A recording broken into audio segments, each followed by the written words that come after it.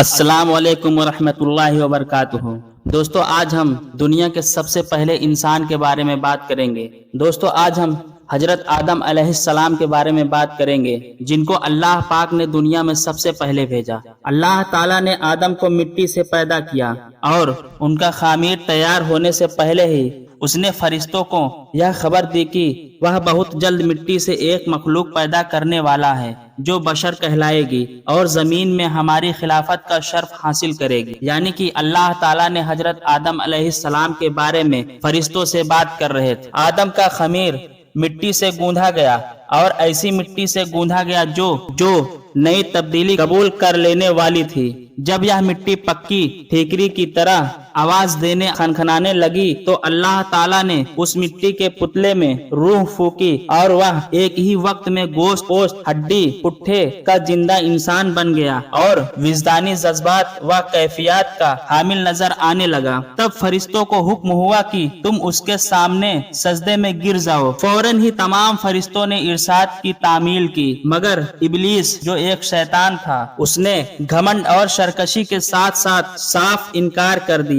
یعنی سارے فرشتے حضرت آدم علیہ السلام کے سامنے سجدے میں گر گئے مگر ابلیس وہ سجدے میں نہیں گرا۔ اب آگے سنیے سجدے سے انکار کرنے پر ابلیس کا مناظرہ۔ اللہ تعالیٰ اگرچہ غیب کا علم رکھنے والا اور دلوں کے بھیدوں تک کو جاننے والا ہے اور ماضی حال اور مستقبل سب اس کے لیے برابر ہے، مگر اس نے امتحان و آزمائش کے لیے ابلیس یعنی شیطان سے سوال کیا، کس بات نے جھکنے سے روکا تم کو جبکہ میں نے حکم دیا تھا؟ ابلیس نے جواب دیا، اس بات نے کہ میں آدم سے بہتر ہوں۔ تو نے مجھے آگ سے پیدا کیا، اسے مٹی سے پیدا کیا، دونوں میں بہت فرق ہے۔ آگ اور مٹی میں بہت زیادہ فرق ہے۔ شیطان کا مقصد یہ تھا کہ میں آدم سے افضل ہوں، آدم سے بہتر ہوں، آدم سے کئی گنا زیادہ میرے اندر علم ہے۔ اور پھر شیطان نے اللہ پاک سے کہا کہ اس لیے کہ تو نے مجھ کو آگ سے بنایا اور آگ بلندی اور برتری چاہتی ہے اور آدم خاکی مخلوق، بھلا خاک کو آگ سے کیا نسبت؟ اے اللہ،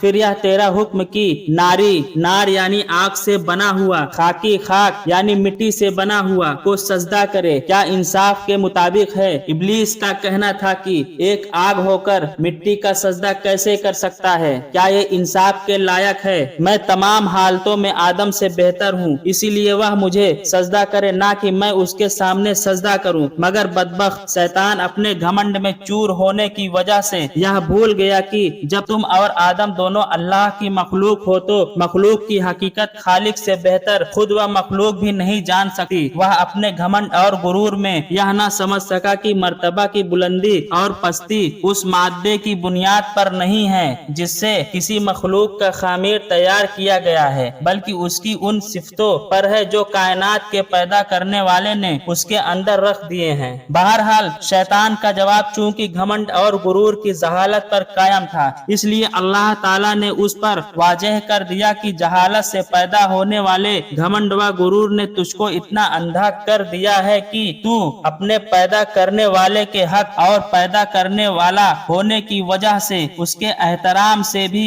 منکر ہو گیا، اسی لیے مجھ کو ظالم قرار دیا اور یہ نہ سمجھا کہ تجھ کو تیری جہالت نے حقیقت کے سمجھنے سے عزیز بنا دیا ہے، حقیقت کے سمجھنے سے عاجز بنا دیا ہے۔ پس تو اب اس سرکشی کی وجہ سے ابدی ہلاکت کا حقدار ہے اور یہی تیرے عمل کا قدرتی بدلہ ہے۔ پھر ابلیس کی عقل کچھ ٹھکانے میں آنے لگی، اس نے اللہ پاک سے مہلت طلب کی۔ ابلیس نے جب دیکھا کہ کائنات کے پیدا کرنے والے کے حکم کے خلاف کرنے، تکبر اور رعونت اور اللہ پر ظلم کے الزام نے ہمیشہ کے لیے مجھ کو رب العالمین کی آغوش رحمت سے مردود اور جنت سے مرحوم کر دیا، تو توبہ اور ندامت کی جگہ اللہ سے یہ درخواست کی قیامت آنے تک مجھ کو مہلت دے اور اس لمبی مدت کے لیے زندگی کی رسی لمبی کر دے۔ اللہ کی حکمت کا تقاضا بھی یہی تھا، اسی لیے اس کی درخواست منظور کر لی گئی۔ یہ سن کر اب اس نے پھر फिर एक बार अपनी शैतानी का मुजाहरा किया, कहने लगा,